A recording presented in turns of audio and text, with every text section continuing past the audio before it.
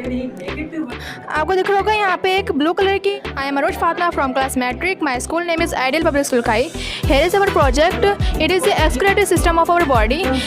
इसमें जो प्रोसेस है इसके अंदर हम बताने वाले हैं कि कैसे हमारे निकाल कर जो हमारे वेस्ट मटेरियल होते हैं कैसे निकलते हैं। जैसे आपको दिख रहा, आपको पता ही होगा कि हमारे जिस्म में बहुत सारा वाटर कंटेंट्स होता है जो हम खाते हैं और जो हम पीते हैं वो हमारे पूरे दिन में जितना पानी होता है वो हमारी बॉडी में कंटेंट्स होते रहता है, जिसकी मिकदार होती है 6 लीटर। तो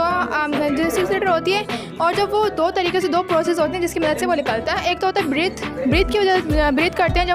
जब वो वेपर्स निकलते हैं तो वो निकल जाता है, और जो दूसरा होता है वो यूरिन के ज़रिए निकलता है। आपको बताने वाले हैं कि जब हम लैरिंक्स के अंदर पानी इन करते हैं जब आपको दिख रहा होगा यहाँ पे एक ब्लू कलर की लाइन है और ब्लू कलर के पाइप है और दूसरा है एक रेड कलर का पाइप है। जब पानी फुट पाइप में जो एक फुट पाइप होता है जिसके अंदर पानी इन होता है तो वो जाता है एसोफेगस के अंदर, उसके बाद वो जाता है किडनी के अंदर। किडनी के अंदर बहुत सारे नेफ्रॉन्स होते हैं, जो बेसिक यूनिट होता है किडनी का नेफ्रॉन के अंदर बहुत सारी कैपिलरीज होती है जो एक जालीनुमा होती हैं जिसकी मदद से पानी फिल्टर होता है और जो बाकी जो वेस्ट मटेरियल वो खारिज हो जाते हैं।